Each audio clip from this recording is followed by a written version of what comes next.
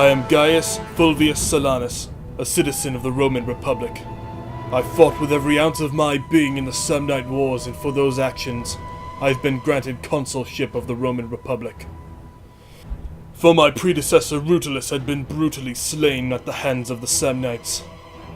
I promised myself I would never let the same happen to me, so I would keep myself strong in the eyes of all my friends and enemies, both foreign and domestic. And that is what I am doing here today, in Gaul. I faced the Arverni, a strong Gallic tribe making trouble for the friends and allies of Rome, and thus trouble for Rome itself. For our northern borders must be made secure from barbarian threats from the north. Of course, I know not one man nor one tribe could tame the whole of Gaul, but if I do not act with haste, these fires could spill into the heart of Rome itself. As I send my cohorts forth, I think to myself, what a fine day to be interrupted by such a slaughter. I must ask you now to face an army of Gauls. Barbarians feared by, well, farm animals mostly. Their practices are unmanly, unclean, and not suitable for the delicate ears of honest soldiers. As I put my men into position, I see the Gallic force forthcoming. This terrain suits a Roman more than it does a Gaul. There are few wooded areas, but the flatlands are perfect for the tactics of the Roman cohorts. The Gallic forces are strong, many oath-sworn and spear nobles. With Gallic hunters and noble cavalry protecting their flanks, they are a force to be reckoned with. But we outnumber them in all masses. In infantry, missile units, and cavalry, we do outnumber them. Although their cavalry quality is better than ours, our numbers will hopefully sway the day. I send the Balearic slingers forth to send a greeting to our Gallic foes, for I know their quality outmatches the Gallic hunters' archers. In a one-on-one skirmish fight, our Balearic slingers can destroy their Gallic hunters. We have spearmen ready to protect the flanks, both triarii and gladiators. And of course the Eagle cohort is there to boost the morale of my men. I witnessed the Gauls quickly positioning themselves. They know a fight is at hand. But I cannot ponder what the Gallic commander plans on accomplishing. I have my cavalry on my both right and my left flanks. I have my spearmen protecting my back. My Balearic slingers will destroy their archers, and I outnumber them 2 to 1. I cannot fathom what my opponent seems to be thinking, but he is moving his cavalry forth. And so in kind, I move up my infantry. My Evocati cohorts, Praetorian Guard, and Eagle cohorts will fill out the center line. My Balearic slingers quickly make mincemeat of his men, for they are the greatest slingers in all of Rome.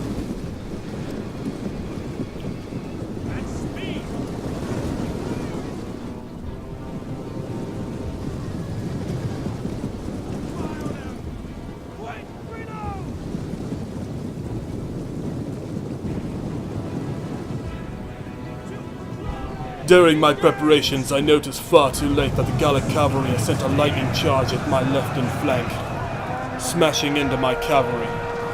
They indeed have the cavalry advantage in terms of quality, but I am sending in 2 cohorts to help defend the flank, as well as another when I notice they are sending all of their cavalry on that left-hand skirmish. I notice now that the Gallic commander is putting all of his eggs in the basket of our left-hand skirmish, but I am not perturbed. For I know my right cavalry flank is now freed to do what it will. And my center line readies itself to do what it must. And so the clash finally begins, on this hot summer day. My cohorts meet their oath-sworn and spear nobles, but my slingers have already sent many of their men running. I position myself close behind my men to let them know their general fights with them. And of course, the cavalry is coming. My cavalry commander sends a full-on charge against the backs of their oath-sworn. I intend for this strike to be the deciding factor in this battle. Publius Pius is the name of the cavalry commander, who showed great valor this day. Let his name be known in my personal record so I may commendate him later. The skirmish on my left flank is going well. Were it not for the reinforcing cohorts, I fear it may not have been as so. For their noble cavalry can outlast many of my own, and their Gallic hunter raining down fiery arrows upon me is not helping matters. But such sentiments are quickly becoming moot as I see we are beginning to roll up their center line. Many of their oathsworn begin to run in fear at the power of our cohorts. And though they brought many quality units, not even the most elite of soldiers can stand up to the sheer numbers we are bringing down upon them, and they are beginning to waver on all corners of the battlefield. This day has been won, and let a final charge be a declaration into the very bloodline of Gaul, that nothing but Gallic blood can come from waging war on Rome and her allies. Let them know that Gaius Fulvius Silanus rules Rome, and Rome dictates the power balance in Gaul. As I send my Balearic slingers to finish off the Gallic hunters, these barbarians know. They know the truth of things this day.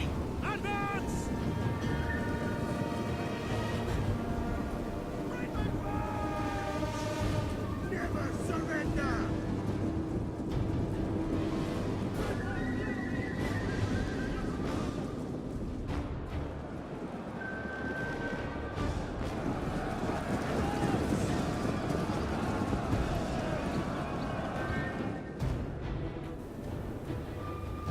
Hail to Jupiter!